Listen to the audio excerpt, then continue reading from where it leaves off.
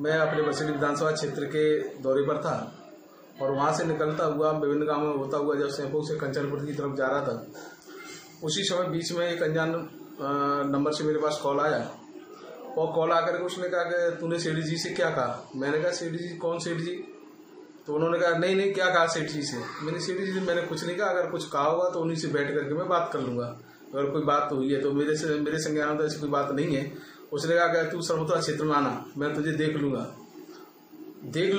उस भाव में कहा जैसे वो मुझे जान से मारने की धमकी दे रहा हो। परंतु कल ये ज्यादा बात हो गई, क्योंकि इससे पूर्व में भी जिस समय पंचायती राज का चुनाव था उस समय भी कुछ 3 अनजान लोग मेरे घर पे आए, घर में घुस आए थे और मुझे जान से मारने की उन्होंने कोशिश की।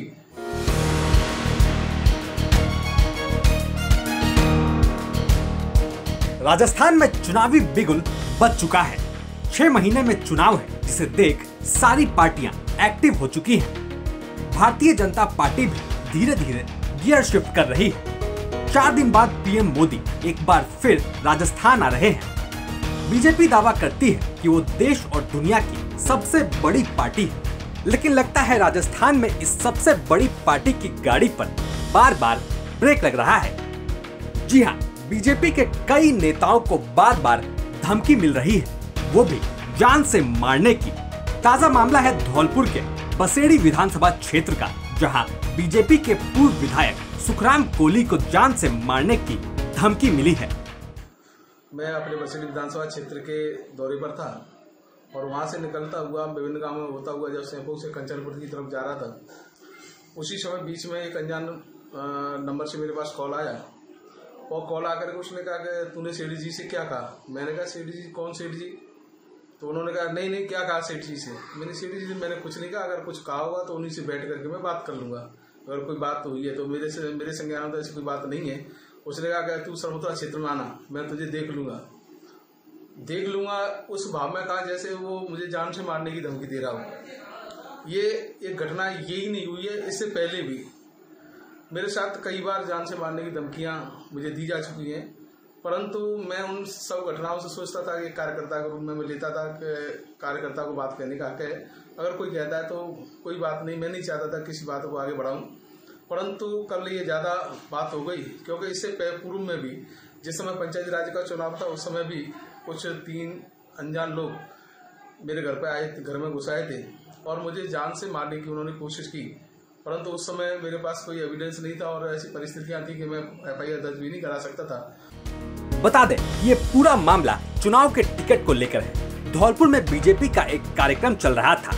इसी दौरान बाड़ी विधानसभा से भाजपा का टिकट मांग रहे विष्णु सिंघल से पूर्व विधायक कोली की कहासुनी हो गई। बाद में बंटी मीना नाम के एक शख्स ने पूर्व बीजेपी विधायक कोली को फोन पर जान से मारने की धमकी दे डाली। कहा कि चुनाव में बीजेपी के लिए प्रचार करोगे तो अच्छा नहीं होगा।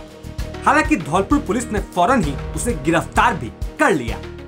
पूर्व विधायक सुखराम कोली जी की शिकायत पर बंटी पुत्र विद्याराम मीणा निवासी कुआमनी को 151 सीआरपीसी में गिरफ्तार कर तहसीलदार साहब के समक्ष पेश किया गया है। अब सवाल उठता है, राजस्थान में अपराधियों की हिम्मत कितनी बढ़ चुकी है कि पूर्व विधायक और सांसदों को जान से मारने तक की धमकी मिल रही है। भरतपुर से बीजेपी सांसद रंजीता कोली पर कई बार जानलेवा हमला तक हो चुका है। पिछले दिनों टोंक में सांसद जौनपुरिया का भी भारी विरोध हुआ था और लगता है बीजेपी की सियासी गाड़ी पर बार बार ब्रेक लग रहा है। कहीं धमकी तो कहीं विरोध। कांग्रेस के तरह बीजेपी के हालात भी बहुत अच्छे नहीं हैं। उधर आरएलपी सुप्रीमो हनुमान बेनीवाल लगातार तीसरा मोर्चा बनाने की जुगत में है। तो क्या बीजेपी कांग्रेस की आपसी लड़ाई का फायदा हनुमान जी उठा ले जाएंगे? ये चर्चाएं अब तेज होने लगी हैं। धौलपुर से उमेश मिश्रा के साथ ब्यूरो रिपोर्ट, राजस्थान तक।